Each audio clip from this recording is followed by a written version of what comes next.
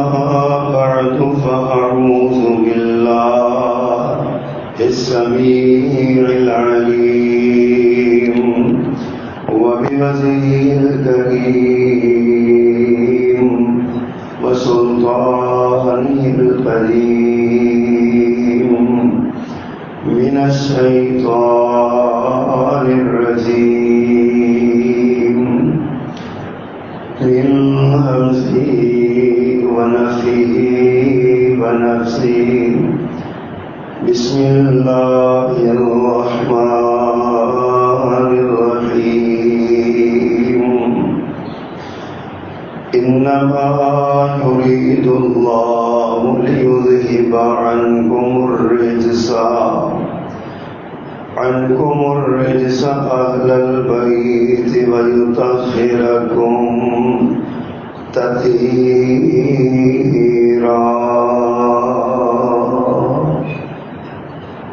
صدق اللہ العظیم.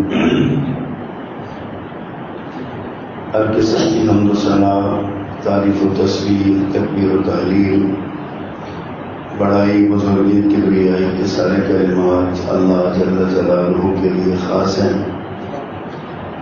جو اکیلا ہی اس ساری کائنات کا بلا شرکت غیر یکتا و تنہا مالک و مختار ہے. اور درود و سلام امام الرسول خطیب الانبیاء سید ولد آدم رسول محتشم نبی معظم امام الہدی رسول خدا جناب محمد رسول اللہ صلی اللہ علیہ وآلہ وصحبہ وسلم کی ذات گرامی کے لیے مختصر کلمات حمد و ثنا کے بعد محمد رسول اللہ صلی اللہ علیہ وسلم ہمارے نبی ہیں اور ہم آپ کے امتی ہیں. اس کائنات میں جتنے بھی دینی یا روحانی رشتے ہیں ان سب کی اصل اور ان کی بنیاد رسول اللہ صلی اللہ علیہ وسلم کی ذات گرامی ہے. کائنات کے اس امام نے ہمیں جو تعلیم دی ہے وہ وسطیت کی تعلیم ہے، اعتدال کی تعلیم ہے. لیکن بدقسمتی یہ ہے کہ امت رسول اللہ صلی اللہ علیہ وسلم کی ان دونوں صفات سے آئی ہے. ہمارے اندر اعتدال کی جگہ پر انتہا پسندی ہے اور وسطیت کی جگہ پر تشدد ہے، اور یہ فکری تشدد ہماری رگوں میں سرایت کیا ہوا ہے. ہم اپنے ذاتی خیالات کو دین کا حکم سمجھتے ہیں، اور اگر کوئی آپ کے سامنے دین کا حکم بیان کرے تو ہماری حالت یہ ہوتی ہے کہ ہم اس کو کاٹ کھانے کو دوڑتے ہیں کہ تم یہ کیوں کہہ رہے ہو جبکہ میں یہ کہہ رہا ہوں. اس سوچ اور فکر نے امت کو گروہ در گروہ تقسیم کر دیا ہے. نبی مکرم صلی اللہ علیہ وسلم جب دنیا سے گئے تو یہ امت مومنین کی امت تھی، یا صرف اہل ایمان رہتے تھے، مسلمان کہلاتے تھے. پھر کچھ دیر گزری تو اہل سنت اور اہل تشیع میں تقسیم ہوئی، اور پھر وقت گزرا تو اہل سنت بھی آگے حنبلی، مالکی، شافعی، حنفی ان گروہوں میں تقسیم ہوئے. اور کچھ وقت اور گزرنے کے بعد پھر حنفی لوگ بھی آگے، کوئی اشعری کہلایا، کوئی ماتوریدی کہلایا، کوئی نقش بندی کہلایا، کوئی سہر بردی کہلایا، کوئی کچھ. یعنی ہم نے طریقت کے نام پر سلسلے شروع کر دیے اور ہمارے اندر تقسیم در تقسیم آتی چلی گئی. اہل تشیع میں بھی کوئی امامیہ کہلایا، کوئی زیدی کہلایا، کوئی آغا خانی کہلایا، کوئی کچھ کہلایا. تو یہ تقسیم بھی، ان میں بھی یہ تقسیم جاری ہوئی. جتنا دین سے دور ہوتے چلے گئے وسطیت سے دور ہوتے چلے گئے اتنا ہی زیادہ ہم فرقوں میں گروہوں میں ہم تقسیم در تقسیم ہوتے چلے گئے. اور جیسے جیسے ہم تقسیم ہوئے ویسے ویسے ہمارے اندر تشدد آیا. خود بدلتے نہیں قرآن بدل دیتے ہیں. ہوئے کس درجہ بے توفیق فقیہان حرم. قرآنی آیات کا مفہوم بدلنا صرف اپنے مقاصد کے لیے. احادیث رسول صلی اللہ علیہ وسلم کے معنی بدلے صرف اپنے ذاتی اغراض کے لیے. اپنے امام، اپنے پیشوا، اپنے مقتدا، اپنے رہبر، اپنے رہنما، اس کے اقوال کو رسول اللہ صلی اللہ علیہ وسلم کے اقوال فرامین پر ترجیح دینے لگے. اور شیطان نے وسوسہ یہ ڈالا کہ دیکھو تمہاری عقل اتنی نہیں ہے جتنی تمہارے پیر صاحب کی ہے، امام صاحب کی ہے. ان کے پاس زیادہ علم ہے، جو انہوں نے سمجھا تم وہاں تک جا نہیں سکتے، لہذا تم اسی پر ان کے قول پر جو ہے نا وہ اکتفا کر لو. اصول کی کتابوں میں یہاں تک پڑھنے کو ملا لکھا ہوا کہ اگر کسی معاملے میں ہمارے امام صاحب کی بات نبی کریم صلی اللہ علیہ وسلم کی حدیث سے ٹکرا جائے تو حدیث کی تعویل کر لو، امام کی بات کو تسلیم کر لو. اس کے تشدد تھا نا، فکری تشدد تھا. اور اس تشدد نے ہمیں وہ دن دکھائے، وہ معاملات ہمیں دکھائے کہ ہم آج تک حیران، پریشان اور سرگردہ ہیں. اب یہ فکری تشدد آیا کیوں؟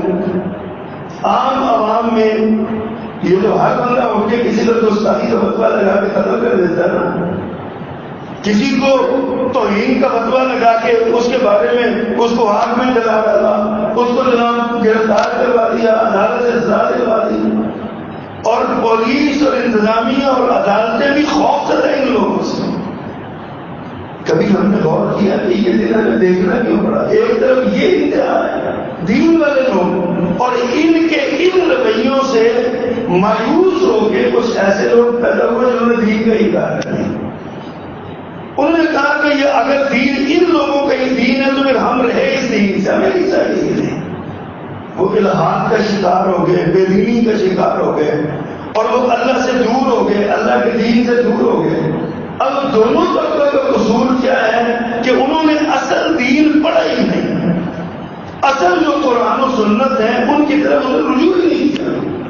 اگر وہ قرآن و سنت یہ طبقہ پڑھ لیتا جو متشدد ہے تو اس کو بھی سمجھ آ جاتی قانون ہاتھ میں لینا نہیں ہے، جائز نہیں ہے. اور اگر وہ پڑھ لیتا تو اس کو پتہ چل جاتا کہ یہ غلط کر رہے ہیں، یہ قرآن و سنت کی آپ تعلیم نہیں ہے. لیکن دونوں نے ہی قرآن و سنت نہیں پڑھا، حدیث نہیں پڑھی، قرآن کی آیات کو نہیں پڑھا، اللہ کے دین کی جو وسطیت اور اعتدال کا سبق ہے اس کو نہیں دیکھا. نتیجہ یہ ہے کہ دونوں دو انتہاؤں پہ کھڑے ہو گئے. اب ایک ان کے تشدد کی وجہ سے دین کو بدنام کرنے لگ گیا. کسی مولوی صاحب سے کوئی غلطی ہو گئی، راہ چلتے ہوئے کو پاؤں پر ٹھوکر لگائی، وہ پتھر کسی کے ڈال لگا تو اس نے کہا مسلمان ہو، اسلام ہے ایسا، اسلام کی تعلیم ہی ہے مار ڈالو مار ڈالو مار ڈالو. اتنی چھوٹی چھوٹی کوتاہیاں علماء کی یا مسجد میں آنے والے لوگوں کی یا داڑھی رکھنے والے آدمیوں کی، وہ بھی ان لوگوں نے اپنے سر پہ اٹھا کے دین کو بدنام کرنا شروع کر دی. اور دوسری طرف یہ طبقہ جو ہے یہ بھی ظاہروں کا طبقہ ہے، علم ہے نہیں، مطالعہ ہے نہیں، علم پورا نہیں ہے. اس کا نتیجہ یہ ہے کہ وہ بھی اتنے تشدد کا شکار ہو گئے کہ اپنے آپ کو انہوں نے سب سے بڑا مفتی اعظم سمجھ لیا. جو ان کا خیال ہے وہ کہتے ہیں یہی دین ہے، جو ہماری سوچ ہے یہی دین ہے، بس اسی کام کرنا ہے. اس تشدد کی وجوہات پہلے بھی ایک دن میں نے ذکر کی تھی. پہلا سب سے بڑی وجہ ادھورا علم ہے. ایک حدیث پڑھ لی، اس کو کاؤنٹر کرنے والا جو دوسرا ایک حکم پہلے آیا، بعد میں وہ حکم منسوخ ہو گیا، نبی صلی اللہ علیہ وسلم نے اس کے بارے میں بتا دیا کہ اس طرح نہیں اس طرح کر کے کرنا ہے. تو اب اس نے وہ جو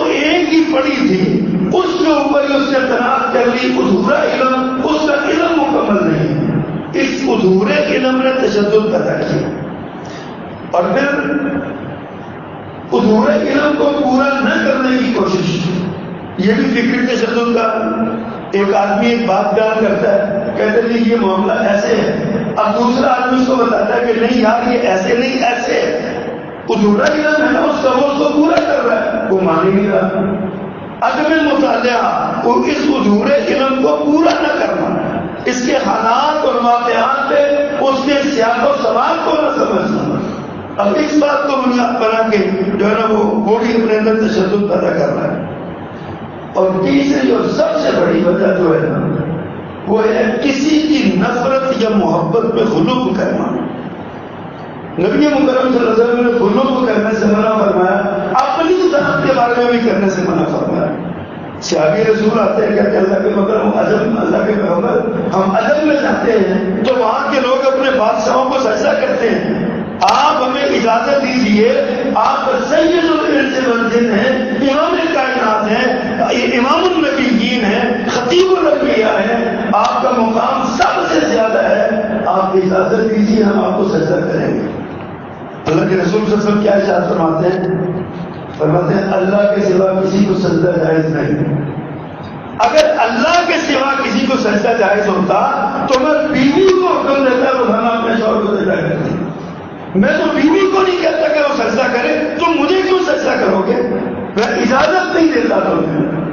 وہ ظلم تھا جو صحابی نے کرنا چاہا، عقیدت میں، محبت میں، اللہ کے نبی نے منع کر دیا، میں نے یہ نہیں کرنا۔ رسول اللہ صلی اللہ علیہ وسلم نے لا تطرونی کما اطرت النصارى المسیح ابن مریم، مجھے اتنا نہ پڑھانا چلانا جس طرح عیسائیوں نے مسیح علیہ السلام کو پڑھایا چلایا، انہوں نے مسیح علیہ السلام کو ابن اللہ قرار دے دیا۔ اب یہ ایک حضرت عیسیٰ علیہ السلام کو کسی دشمنی یا نفرت میں نہیں اللہ کا بیٹا بنایا، محبت میں غلو کرتے ہوئے بنایا۔ اس کا نتیجہ کیا نکلا؟ عیسائی گمراہ ہو گئے، اور یہودیوں نے بھی حضرت عیسیٰ علیہ السلام کی نفرت میں تقریر کرتے ہوئے، ان کی شان گھٹاتے ہوئے دیگر انبیاء کو، اب آپ دیکھیے یہودیوں کی کتابوں میں آج بھی جو تعریف شدہ کتابیں بھی ہیں نا، ان میں بھی یہ پرانی باتیں کچھ موجود ہیں، جس میں ہے کہ نعوذ باللہ حضرت داؤد معاذ اللہ ثم معاذ اللہ، حضرت داؤد علیہ السلام زنا کرتے تھے۔ انبیاء کے بارے میں یہ تقریر چاہیے۔ ہمارے دین نے ہمیں غلو سے منع کیا، ہمارے نبی نے ہمیں غلو کرنے سے منع کیا۔ آپ نے اپنی ذات کے بارے میں غلو کرنے سے منع کر دیا، باقیوں کے بارے میں آپ کیوں نہ منع کرتے؟ کیوں نہ آپ دوسروں کو روکتے کہ یہ کام ایسے نہیں ایسے کرنا؟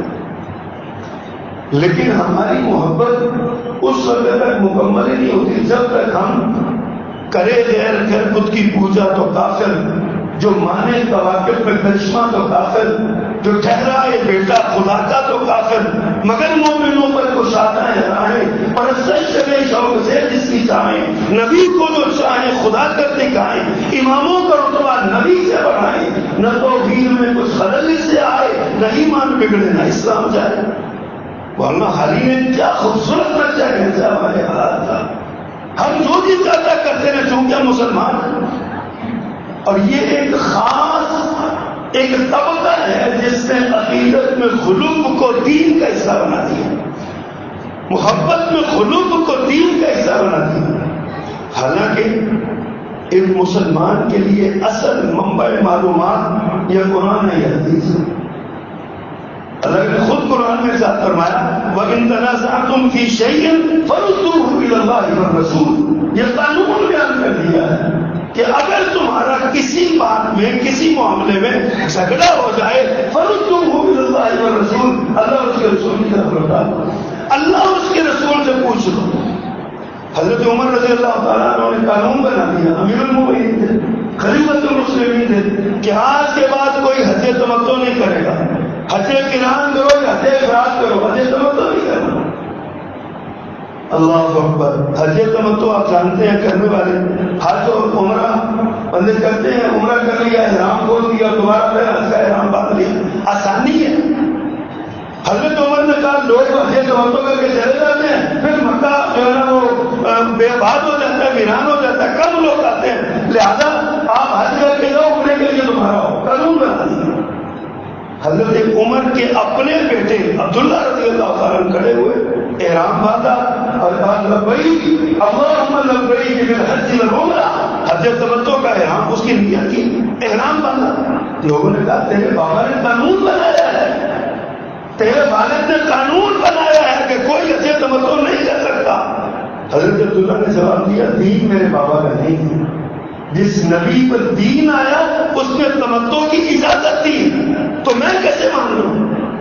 یہ تعلیم ہے، اصل منبع معلومات کا، دین کا رسول اللہ صلی اللہ علیہ وسلم کی ذات ہے یا قرآن کی آیات ہے۔ جب ہم نے ان کو چھوڑا تو نتیجہ کیا نکلا؟ پھر اب گمراہ ہوتے چلے گئے، اور اتنا گمراہ ہوئی، یہ جتنے فرقے بنے ہیں نا یہ سارے اسی وجہ سے ہیں، قرآن و سنت کو چھوڑنے کی وجہ سے۔ اگر آپ قرآن و سنت سے منسلک رہیں، بھلے آپ دیوبندی ہو، بھلے بریلوی ہو، بھلے شیعہ ہو، بھلے آپ کچھ بھی ہو، قرآن و سنت سے جڑے ہوئے تو آپ خالص مسلمان ہیں۔ اگر آپ نے قرآن و سنت چھوڑ دیا تو آپ جتنا بڑا بھی دعویٰ کر لیں، آپ کو سوچنا چاہیے کہ آپ نے اللہ اور اس کے رسول کی تعلیمات سے برابر کی۔ اب پیارے پیغمبر نے بھی یہ بات ارشاد فرمائی، ترکت فیکم امرین لن تضلوا ما تمسکتم بہما، میں تمہیں دو چیزیں چھوڑ کے جا رہا ہوں، تم جب تک ان کو پکڑے رکھو گے گمراہ نہیں ہوگے، لن تضلوا، ہرگز تم گمراہ نہیں ہوگے جب تک ان دونوں کو پکڑے رکھو گے۔ وہ دونوں کون سی ہیں؟ تو میں کتاب اللہ و سنتی، اللہ کی کتاب اور میری سنت۔ رسول اللہ صلی اللہ علیہ وسلم نے فرمایا علیکم بسنتی، تم پر میری سنت لازم اور فرض ہے، وسنت الخلفاء الراشدین المہدیین۔ اب آپ نے ایک تیسری چیز کتاب اور سنت کے کتاب اللہ اور رسول کے علاوہ فرمایا میرے جو خلفاء راشدین ہیں نا وہ ہدایت یافتہ ہیں، ان کی سنت بھی تمہارے لیے لازم ہے۔ اب یہ کیا چیز ہے؟ اس کو اجتہاد کہتے ہیں۔ قرآن ہے، سنت ہے، اجتہاد ہے۔ اگر قرآن و سنت میں کوئی بات نہیں کرتی تو اجتہاد کریں گے۔ اجتہاد کرنے کے لیے میں یا آپ نہیں کر سکتے، یہاں ہر شخص مجتہد بنا ہوا ہے، کہتے ہیں میں ہی مجتہد ہوں، جو میں کہہ رہا ہوں وہی اختیار ہے۔ اجتہاد کے لیے کچھ شرائط ہیں، کچھ قوانین ہیں، کچھ باتیں ہیں، کچھ تعلیمات ہیں، کچھ اللہ کے نبی کے اصول ہیں، اور ائمہ محدثین کے کچھ اصول بنائے ہوئے ہیں، ان کے مطابق جو شخص مجتہد ہے وہ اجتہاد کر سکتا ہے۔ اب جب ہم نے ان چیزوں کو چھوڑا تو نتیجہ کیا نکلا کہ ہمارے ہاں تفریق در پیدا ہو۔ ان تفریقات میں سے ایک تفریق جب ماہ محرم کا آغاز ہوتا ہے نا تو اس وقت ہمارے معاشرے میں بڑے زور سے اٹھتی ہے، اور وہ ہے صحابہ کرام اور اہل بیت کے درمیان تفریق۔ سوال یہ ہے کہ صحابہ کرام کون ہیں اور اہل بیت کون ہیں؟ صحابی کس وقت؟ یہاں پہ ہمارا علم ادھورا ہے۔ ہم کہتے ہیں صحابی جتنا چاہتا ہے بڑا ہو جائے اس کی کوئی ویلیو نہیں، تعلیم ہے، یہ ہمارے دماغ کی بات ہے، قرآن و سنت نہیں۔ ہم کہتے ہیں اب کیوں ہے؟ عقیدت میں غلوب ہے، رسول اللہ صلی اللہ علیہ وسلم سے محبت میں غلوب ہے، آپ کے خاندان کی محبت میں غلوب ہے۔ آپ دیکھیے ہم اگر یہ کہیں کہ سارے صحابہ کرام، ابو بکر صدیق بھی الگ ہوتے ہیں، ساری امت کا متفقہ یہ عقیدہ ہے افضل الخلائق بعد الانبیاء، انبیاء کے بعد مخلوقات میں سب سے اعلیٰ جناب ابو بکر صدیق رضی اللہ تعالیٰ عنہ۔ مقام اپنا اپنا ہے، قرآن کریم نے کہا تلک الرسل فضلنا بعضهم علی بعض، یہ رسولوں کی جماعت ہے، ہم نے ایک کو دوسرے پر فضیلتیں رکھی، درجات اور فضیلت کے اعتبار سے تفاوت ہونا، اوپر نیچے ہونا یہ کوئی ایشو ہی نہیں ہے۔ لیکن اب انبیاء کی جماعت کائنات کی سب سے اعلیٰ جماعت ہے، سب سے اعلیٰ جماعت، نبی مکرم صلی اللہ علیہ وسلم کائنات میں سب سے اعلیٰ ہے، سب سے بلند ہے، آپ سید الخلق ہیں، اللہ کی تمام مخلوقات کے سردار ہیں آپ۔ لیکن آپ کیا فرماتے ہیں؟ لوگوں میرا مقام بیان کرتے ہوئے مجھے یونس بن متا میرا بھائی ہے، اس سے بھی مجھے فضیلت نہ دو۔ یہ آپ کی عاجزی اور انکساری ہے، آپ کی فضیلت تو ہے نا، اب کہاں یونس علیہ السلام، کہاں رسول اللہ صلی اللہ علیہ وسلم، لیکن دونوں طبقہ انبیاء میں سے دونوں کی اپنی اپنی شان، اپنا اپنا مقام ہے۔ اسی طرح صحابہ کرام رضوان اللہ علیہ مجمعین ہو یا اہل بیت ہوں، دونوں کا اپنا اپنا مقام ہے اور دونوں کی شان ہے۔ اہل بیت کی عظمت دگنی ہے۔ کیسے؟ اہل بیت صحابی بھی اور اہل بیت میں سے بھی۔ اللہ کے صحابی کہتے ہیں جس نے رسول اللہ صلی اللہ علیہ وسلم کو ایمان کی حالت میں آپ کا زمانہ پایا، آپ کی مجلس میں بیٹھا، آپ کو دیکھا، آپ کی شاگردی اختیار کی اور اسی حالت میں اس کو موت آئی، وہ صحابی۔ اب اہل بیت کون ہوتے ہیں؟ جو رسول اللہ صلی اللہ علیہ وسلم کے نسبی رشتے دار ہیں، جن کا خاندان کا تعلق ہے، آپ کے خون کا جن سے تعلق ہے، وہ آپ کے اہل بیت ہیں۔ اب اہل بیت آپ دیکھیے پتہ نہیں لوگ کیسے عجیب سے ہیں۔ ہمارے لیڈر ہیں نا، کسی کو نواز شریف پسند ہوں گے، کسی کو عمران خان پسند ہے، کسی کو جناب اپنا زرداری صاحب پسند ہے، کسی کو مولانا فضل الرحمان پسند ہے، یہ سیاسی لیڈر ہیں سارے۔ ہم ان سیاسی لیڈروں کے اپنے اپنے جو ہمارے سیاسی لیڈر ہیں، ان کے گھر والوں کے بارے میں بات کرنا پسند نہیں کرتے۔ کوئی شخص ہمارے نواز شریف صاحب کی بیٹی بیوی کے بارے میں بات کرے، اس کے حامی گلا توڑنے کو تیار ہو جاتے ہیں۔ کوئی شخص عمران خان کی بیوی یا اس کے خاندان کے بارے میں بات کرے، ان کے مخالفین کا گلا توڑنے کو تیار ہو جاتے ہیں۔ یار ہمارا ان سیاسی لیڈروں کے بارے میں اتنا سا تصور ہے، محبت اتنی ہے، امام کائنات کے خاندان کے بارے میں محبت نہیں ہو۔ کسی کو فتویٰ لگا دینا یہ اہل بیت کو نہیں مانتا، یہ اہل بیت کا گستاخ ہے، یہ اہل بیت کے ساتھ یہ کرتا ہے۔ کتنا بڑا کذب، جھوٹ ہے، کذاب ہے وہ شخص جو یہ کہتا ہے کہ ایک مومن ہو، کلمہ پڑھنے والا ہو، رسول اللہ صلی اللہ علیہ وسلم کا امتی ہو اور میرے نبی کے خانوادے سے محبت نہ کرے۔ اللہ کے نبی نے فرمایا جو شخص ہمارے خاندان کے بارے میں بغض رکھتا ہے، اللہ ادخلہ اللہ النار، اللہ اسے جہنم میں ڈال دے گا۔ خانوادہ اہل بیت کے بارے میں بات کرنا جہنم خریدنے کے مترادف ہے۔ اہل بیت کے بارے میں بکواس کرنا، جو شخص اہل بیت کے بارے میں کسی ایک شخص کے بارے میں بھی بکواس کرتا ہے اس خاندان کے بارے میں، وہ جہنمی ہے، ہم اس کو مسلمان نہیں مانتے۔ ایک مومن کا یہ عقیدہ ہے، عقیدہ بتا رہا ہوں، مومن کا یہ عقیدہ ہے، لیکن ہمیں تقسیم کر دیا گیا۔ اہل بیت الگ ہے، صحابہ الگ ہے، حالانکہ دونوں ایک ہی شمع کے پروانے ہیں، دونوں ایک ہی تسبیح کے دانے ہیں، کوئی فرق نہیں ہے ان دونوں میں، ان کی آپس میں رشتے داریاں ہیں۔ حضرت ابوبکر صدیق میرے نبی کے خاندان سے نہیں ہے، بلکہ نسبی خونی رشتہ نہیں ہے، لیکن نبی صلی اللہ علیہ وسلم کی زوجہ محترمہ حضرت ابوبکر صدیق کی بیٹی، کرے کوئی انکار اس کا، کیسے انکار کرے گا؟ اچھا اب ایک نئی تعلیم نکالی گئی کہ جناب جو اہل بیت ہیں وہ صرف حضرت فاطمہ، حضرت علی اور حضرت حسن ہیں، بس ان کے علاوہ کوئی اہل بیت نہیں ہے۔ اگر کسی نے کہا فاطمہ کیوں ہے؟ اس لیے کہ بیٹی ہیں۔ اگر اللہ کے نبی کی 3 بیٹیاں اور بھی ہیں، زینب، رقیہ، ام کلثوم، اس پر فتویٰ ڈال دیا نہیں جی وہ اللہ کے نبی کی بیٹیاں نہیں ہیں، حضرت خدیجہ کی پچھلے دامن سے بیٹیاں ہیں۔ صرف اپنی عقیدت میں خلوق کو بنانے کے لیے 3 بیٹیوں کا اس طرح سے انکار کر دیا گیا کہ وہ بیٹیاں ہی نہیں، بیٹیاں ہی نہیں۔ نبی مکرم صلی اللہ علیہ وسلم حسنین سے کیوں محبت ہے؟ نواسے ہیں۔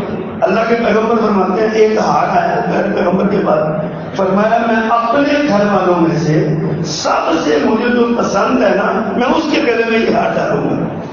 سننے والے سب نے کہا کہ یہ تو ابو بکر کی بیٹی کے گلے میں جائے گا، اللہ کے نبی کو محبت کے ان کے گلے میں جائے گا۔ لیکن آپ نے کیا کیا؟ وہ ہار کس کو ڈالا؟ اپنی بڑی بیٹی زینب کی بیٹی حضرت امامہ رضی اللہ تعالیٰ عنہ، ان کے گلے میں وہ ہار ڈال دی۔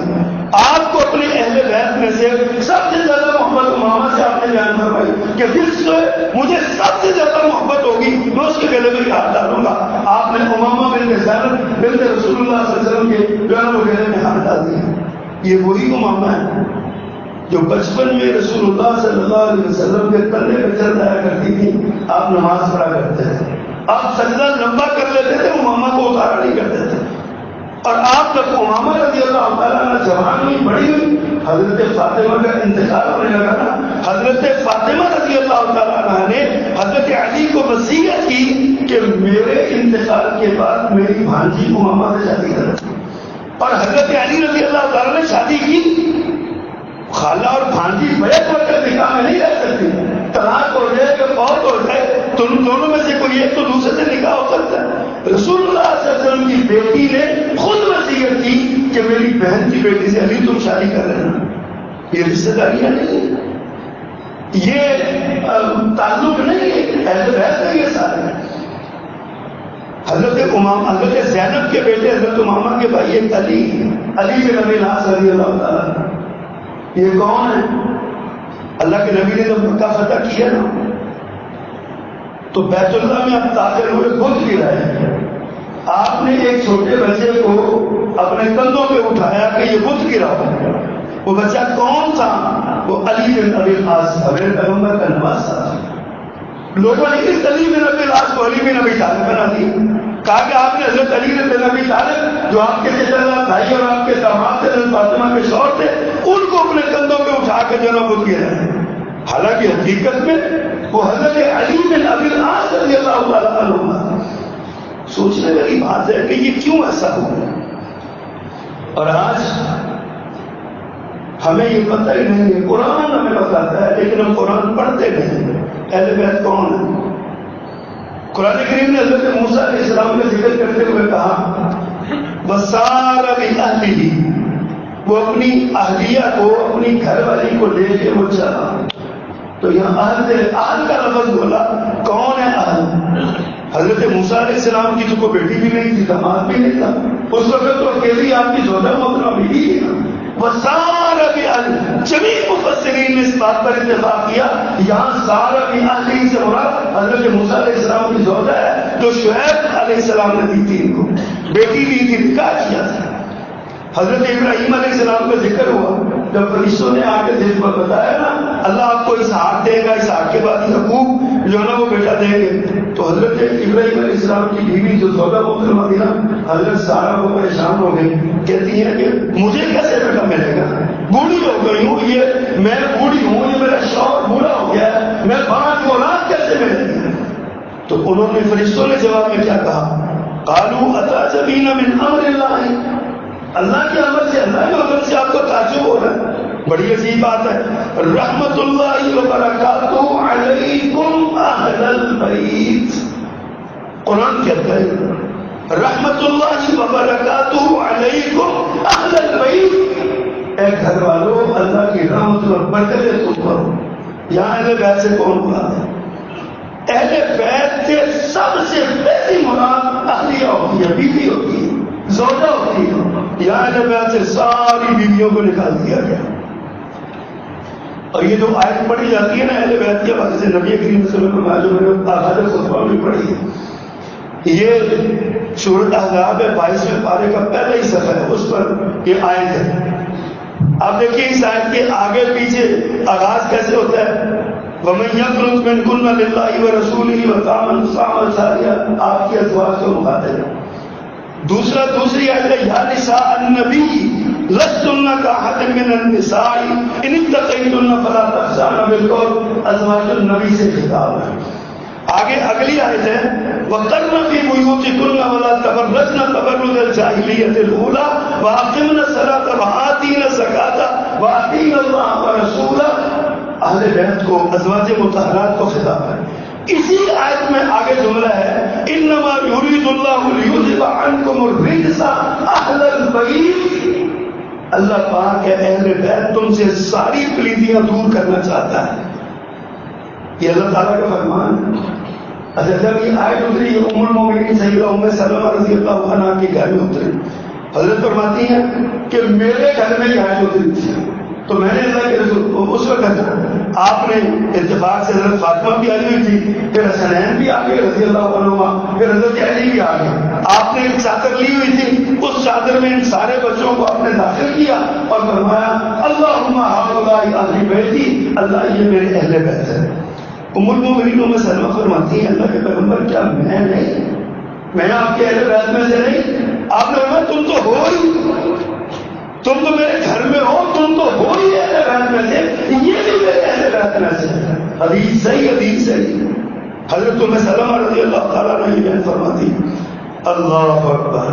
اور پھر خود نبی صلی اللہ علیہ وسلم کا فرمان آپ دیکھیے آپ نے حضرت زینب سے نکاح فرمایا، زینب سے نکاح فرمایا، اگلے دن ولیمہ ہوا، ولیمے حضرت انس کہتے ہیں میں آپ کے ساتھ تھا، چھوٹے بچے تھے نا، خدمت گزار تھے آپ کہتے ہیں میں آپ کے ساتھ تھا، نبی مکرم صلی اللہ علیہ وسلم ولیمے سے فارغ ہوئے تو آپ اپنی دیگر ازواج مطہرات جو تھی گھر والیاں ان کے گھروں میں گئے اور وہاں پہ جا کے آپ کیا کہتے ہیں، السلام علیکم کیف انتم یا اہل البیت۔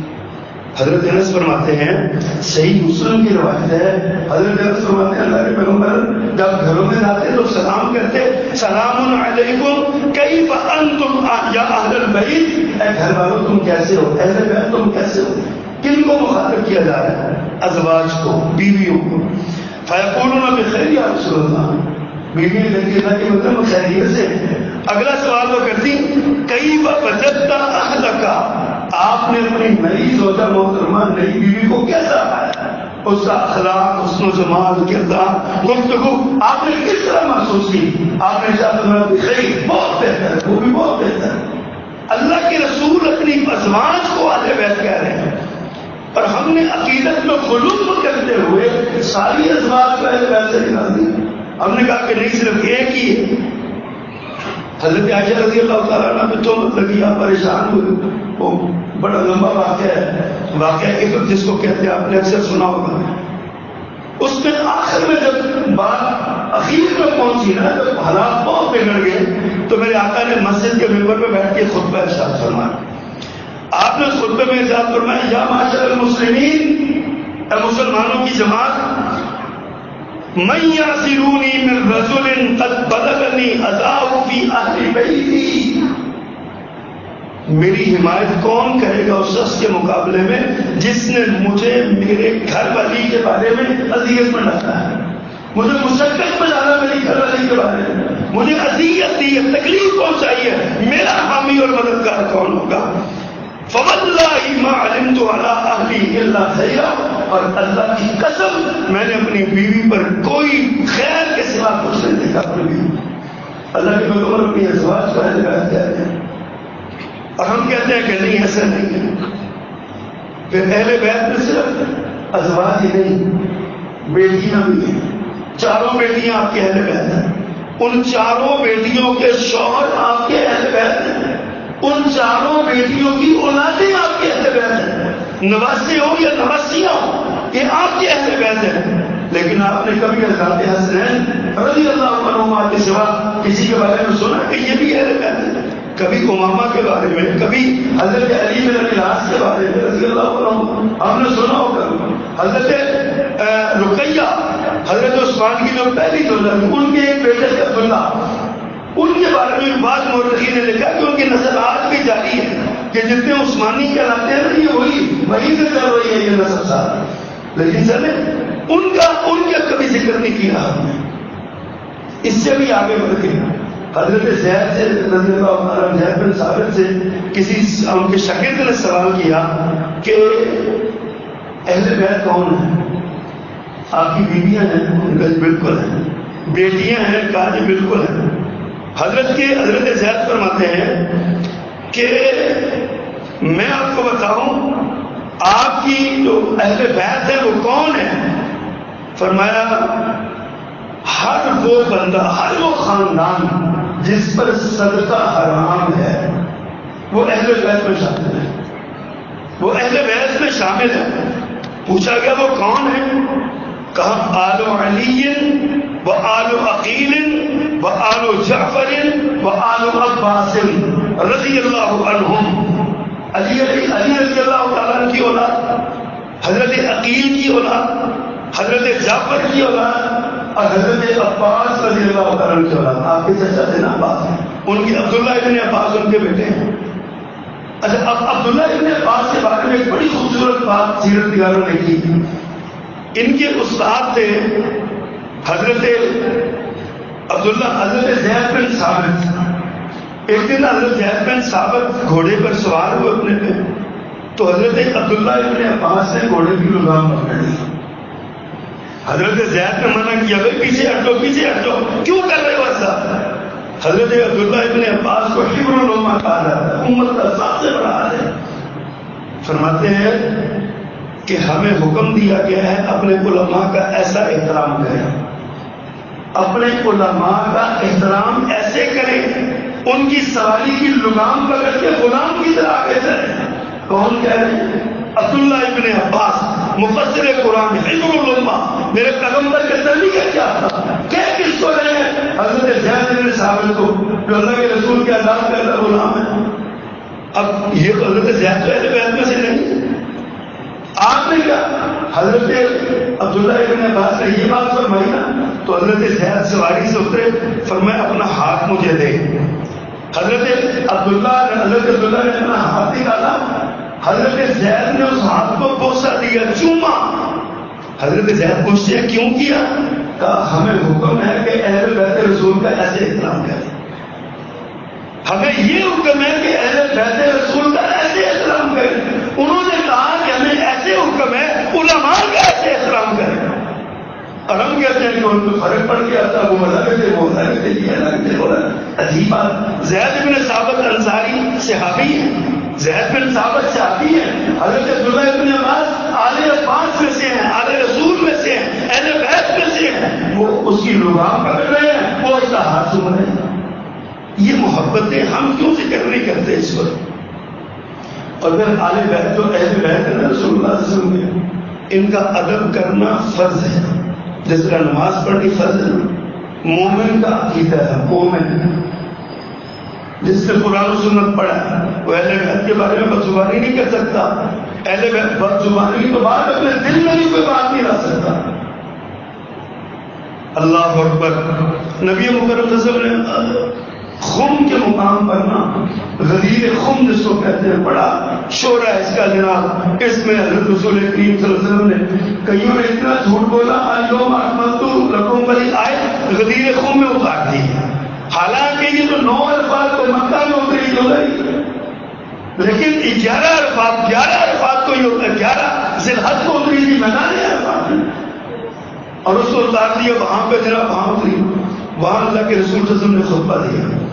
اس خطبے میں آپ نے کیا بات ہے؟ شاید میں تمہاری طرح ایک آدمی ہوں، عنقریب مجھ پر اللہ کا قاصد آنے والا، یعنی میری جان قبض ہونے والی ہے، وہ دنیا سے رخصت ہونے والا، عنقریب مجھ پر ایک قاصد آنے والا ہوں، میں تم میں 2 چیزوں کی تاکید کر کے جا رہا ہوں، تم 2 چیزوں کی، ان میں سے ایک فرمایا کتاب اللہ، اللہ کی کتاب قرآن کے ساتھ جڑ جاؤ، بار بار کہا کتاب سے جڑ جاؤ، قرآن سے جڑ جاؤ، اور رغبت دلائی اس بات کی کہ قرآن سے جڑے رہنا یہ سب سے بڑی بات ہے۔ اور اس کے بعد قربان جاؤں، نبی مکرم صلی اللہ علیہ وسلم نے جو بات ارشاد فرمائی، اللہ اکبر، آپ نے فرمایا کہ میں تمہیں اپنے اہل بیت کے بارے میں، اہل بیتی، اپنے گھر والوں کے بارے میں نصیحت کرتا ہوں، اذکرکم اللہ فی اہل بیتی، اذکرکم اللہ فی اہل بیتی، اذکرکم اللہ فی اہل بیتی، 3 بار آپ نے یہ جملہ اپنی زبان مبارک سے ادا فرمایا۔ میں تمہیں اپنے اہل بیت کے بارے میں نصیحت اللہ سے دلاتا ہوں، اہل بیت کے بارے میں تمہیں اللہ کو یاد دلاتا ہوں، تمہیں اہل بیت کے بارے میں اپنے گھر کو گستاخی نہ کرنا، توہین نہ کرنا، ان کے معاملات میں کہیں ایسا نہ ہو کہ تم ان کی قدر نہ کرو۔ اللہ کے پیغمبر اپنے گھر والوں کے بارے میں اور کہنا چاہیے، یہ کوئی عجیب بات نہیں، ان کی شان ہے، ان کا مقام ہے، ان کا مرتبہ ہے۔ لیکن حضرات گرامی، اہل بیت میں صرف 2 3 4 شخصیات اور نمائندے نہیں ہیں، اہل بیت میں پورا آپ کا خاندان شامل ہے جو مسلمان ہوا۔ آل عقیل ہے، آل عباس ہے، آل جعفر ہے، آل علی ہے، حضرت علی رضی اللہ عنہ کی ساری اولاد اس میں شامل ہے۔ حضرت علی رضی اللہ عنہ آپ کے اہل بیت میں ہیں، لیکن ہم نے کہا نہیں، حضرت علی اور حضرت فاطمہ کی جو اولاد ہے وہ اہل بیت میں ہے رضی اللہ عنہما۔ حضرات یہ وہ چیزیں ہیں جو ہمیں گمراہ کر رہی ہیں، جو ہمارے جو وسطیت اور اعتدال ہے، دین کی تعلیم کا حسن، اس کو ختم کر رہی ہیں یہ چیزیں ساری۔ تشدد آ رہا ہے، فکری تشدد آ رہا ہے۔ آج جو بندہ اٹھتا ہے اہل بیت کا گستاخ قرار دے کے قتل کر دیتا ہے، کوئی اٹھتا ہے وہ صحابی کا گستاخ قرار دے کے قتل کر دیتا ہے، کوئی اٹھتا ہے وہ قرآن کا گستاخ بنا کے آگ لگا دیتا ہے، کوئی اٹھتا ہے وہ رسول اللہ صلی اللہ علیہ وسلم کا گستاخ بنا کے آگ لگا دیتا ہے۔ کبھی ہم نے سوچا ہے کہ ہم کر کیا رہے ہیں؟ کس راستے پر چل رہے ہیں؟ علم کیوں نہیں حاصل کرتے آپ؟ ادھورا علم ہماری تباہی کا سبب ہے، ادھورا علم، عدم مطالعہ علم کو پورا نہیں ہم کرنا چاہتے۔ اللہ اکبر۔ اب دیکھیے حضرت حسین رضی اللہ تعالیٰ عنہ، بڑا نام لیا جاتا ہے نا، حضرت حسین اہل بیت میں سے، نبی مکرم نے فرمایا جو اس سے محبت کرتا ہے مجھ سے محبت کرتا ہے۔ اللہ کے نبی کی محبت کی دلیل حضرت حسین سے محبت ہے۔ حضرت حسین رضی اللہ تعالیٰ عنہ جب ان کا نام آئے عقیدت سے نظریں چھپ جانی چاہیے۔ میرے آقا حضرت حسین کے بوسے لیتے رہے، حضرت حسین کو اپنے قدموں پہ اٹھاتے رہے، حضرت حسین رضی اللہ تعالیٰ کی عزت و عظمت، ان کی شان، مقام اور مرتبے کو یہ ساری دنیا کے ذاکر علماء مل جائیں، حضرت حسین کے قدموں کی خاک کے برابر بھی نہیں ہے۔ اتنی شان اور مقام اور مرتبہ ہے۔ لیکن میرا سوال یہ ہے کہ حضرت حسین کے دامن حیات میں صرف ایک جنگ کربلا ہی ہے، اس کے علاوہ حضرت حسین نے کوئی کام نہیں کیا؟ قرآن نہیں پڑھتے تھے، نوافل نہیں پڑھتے تھے، اذکار نہیں کرتے تھے، دیگر جنگوں میں حصہ نہیں لیتے تھے۔ حضرت عثمان کے دروازے پہ پہرا کون دیتا رہا؟ کبھی آپ نے کسی ذاکر اور کسی مولوی کی زبان سے یہ سنا کہ حضرت حسین کی سیرت کے یہ پہلو بھی ہمارے سامنے ہے کہ حضرت حسین نے اور کسی جنگ میں حصہ نہیں لیا؟ میرے آقا نے ارشاد فرمایا اول جیش من امتی یغزون مدینہ قیصر، جو قسطنطنیہ پر میری امت کا سب سے پہلا لشکر حملہ کرے گا، سب کو اللہ نے معاف کر دیا۔ اس لشکر میں حضرت حسین بھی تھے، حضرت حسن بھی تھے رضی اللہ تعالیٰ۔ ان کا ذکر کوئی بھی نہیں کرتا، ان کی نماز کا کوئی ذکر کرتا، نماز کیسے پڑھتے تھے، خشیت کا کیا حال تھا، صدقہ و خیرات کیسے کرتے تھے، قربانیاں کیسے کرتے تھے، مال و دولت کیسے لوٹاتے تھے؟ کبھی کسی کی زبان سے آپ نے سنا کہ حضرت حسین جب دیکھتے ہیں آنکھوں میں ذاتی آنسو بھرے ہوتے ہیں، ہائے حسین بھائی حسین، ہائے حسین بھائی حسین، یہی رونا، یہی مرنا پیٹنا، سیکھنا چلانا؟ عجیب، یہ عقیدت میں خلوق ہے۔ عقیدت میں حضرات خلوق نہ کریں۔ حضرت حسین سے محبت ایمان ہے، ایمان کا جز نہیں۔ پھر سوچنے میرے پاس پہ حضرت حسین کا ان کی محبت ایمان ہے، عین ایمان ہے، فرض ہے، جس طرح نماز فرض ہے ان کی محبت بھی فرض ہے۔ لیکن کیا یہ ضروری ہے ان کی محبت ثابت کرنے کے لیے جھوٹ بولا جائے؟ کیا یہ ضروری ہے ان کی محبت ثابت کرنے کے لیے ان کو کچھ کا کچھ بنا کے پیش کر دیا جائے؟ عجیب۔ حضرت علی مشکل کشا ہے، حضرت علی مشکل کشا ہے، کربلا کے میدان میں بیٹے کو مشکل سے نکال نہیں سکتے۔ عقیدہ سمجھیے، عقل اللہ نے دی ہے، فہم دی ہے۔ کسی کی شان بڑھانے کے لیے جھوٹ بولنے کی ضرورت نہیں۔ قرآن و حدیث کے دلائل بھرے پڑے ہیں ان باتوں سے کہ کس طرح جناب حسین کو اللہ نے مقام دیا ہے رضی اللہ تعالیٰ عنہ۔ اللہ کروڑ ہار رضوان نازل فرمائے ان پر، ان کے پاؤں کی جوتی پر لگے ہوئے جو مٹی کی دھول ہے وہ ہماری آنکھوں کا سرما ہے۔ حضرت حسین ہمارا ایمان ہے۔ لیکن حضرات بات عقیدے کی ہے، یاد رکھیے اللہ تعالیٰ تم سے عقیدہ مانگتا ہے۔ تلک امت قد خلت لها ما کسبت ولکم ما کسبتم۔ وہ امت گزر گئی، ان کے اعمال اپنے اعمال کے ساتھ اللہ کے حضور پیش ہو گئے۔ آج ہم یہاں پہ ان کی اثرات بیان کریں، ان کی خوبیاں بیان کریں، ان کی نماز۔ مجھے بتائیے کبھی آج سوچیے جا کے ساری یوٹیوب جا کے کھول لیجیے گا، کسی ذاکر کی زبان سے حضرت حسین کی نماز کا طریقہ آتا ہوگا نا تو مجھے بتائیے گا کہ جناب فلاں ذاکر نے حضرت حسین کی نماز بیان کی ہے۔ حضرت حسین نمازیں نہیں پڑھتے تھے، تہجد نہیں پڑھتے ہوں گے، آپ کا کیا خیال ہے؟ قرآن کریم کی تلاوت نہیں کرتے ہوئے مارے جاتے تھے، فیس بک پہ لگے رہنے والے 24 گھنٹے۔ سوچیے تو صحیح طرح ہم کہاں جا رہے ہیں۔ اللہ اکبر کبیرہ۔ اہل بیت میرے پیغمبر کے خاندان والے ہیں، جس کو میرے نبی سے محبت ہوگی نا وہ اہل بیت سے محبت کرے گا بس، اور جس کو اہل بیت سے دشمنی ہوگی نا یا ان کے بارے میں نعوذ باللہ نفرت ہوگی تو یقین جانیے کہ وہ بہت بڑا ایمان کے دعوے میں جھوٹا کذاب اور پلے کرنے کا ہے۔ محبت پیدا کیجیے، لیکن محبت وہ کیجیے جو اللہ اور اس کے رسول نے کی ہے۔ اللہ اور اس کے رسول نے جو بتائی حضرت حسین کے نام کی نیاز دینے سے محبت کا اظہار نہیں ہوتا، اللہ ناراض ہوتا ہے، اللہ نے منع کیا، شرک ہوتا ہے۔ حضرت حسین کے نام کے کپڑے پہننے سے یہ عقیدت میں غلوب ہے، یہ محبت میں غلوب ہے۔ حضرت حسین سے محبت ہے تو حسین جیسی نماز پڑھ کے دکھاؤ، حضرت حسین سے محبت ہے تو حسین جیسا روزہ رکھ کے دکھاؤ، حضرت حسین سے محبت ہے تو حسین جیسی تلاوت کر کے دکھاؤ، رضی اللہ تعالیٰ عنہ، رضی اللہ تعالیٰ عنہ، رضی اللہ تعالیٰ عنہ۔ لیکن یہ نہیں ہم کریں گے، یہ نہیں کریں گے ہم۔ اپنے بچوں کو کپڑے پہنا کے، سبز رنگ کا چوگا پہنا کے، لوگوں کے دروازوں میں بھیجے کے فقیر بنا کے، نظر اللہ نادی حسین، ہم جناب حسین کے فقیر ہیں۔ تو اللہ فرماتا ہے تم الفقراء الی اللہ، تم اللہ کے فقیر ہو سارے۔ حضرت حسین کا بھی یہی عقیدہ ہے کہ ہم اللہ کے فقیر ہیں۔ حضرت حسین نے کسی کے سامنے کبھی ہاتھ پھیلایا ایسا کر کے مجھے دو؟ حضرت حسین نے کسی سے مانگا تھا کہ میرے نام کی یہ نیاز چلاؤ؟ کیا توہین کرتے ہیں حضرت حسین رضی اللہ تعالیٰ۔ حضرات عقیدت میں غلوف نہ کیجیے، ہماری امت امت وسط ہے، امت اعتدال ہے، ہمارے پاس دلیل صرف اللہ اور اللہ کے رسول صلی اللہ علیہ وسلم کی فرمودات ہے بس۔ قرآن کی آیات لائیں، حدیث مصطفیٰ لائیں، سر تسلیم خم پائیں گے، اور اگر آپ ان کے علاوہ کچھ لے کے آئیں گے ہم ردی کی ٹوکری میں پہنیں گے، ہم نہیں مانتے ان باتوں۔ محبت کیجیے، محبت قرآن کا حکم ہے، میرے نبی کا حکم ہے، محبت کیجیے۔ جو حضرت حسین سے محبت کرتا ہے اللہ کے نبی کا حکم تو مجھے محبت کرتا ہے۔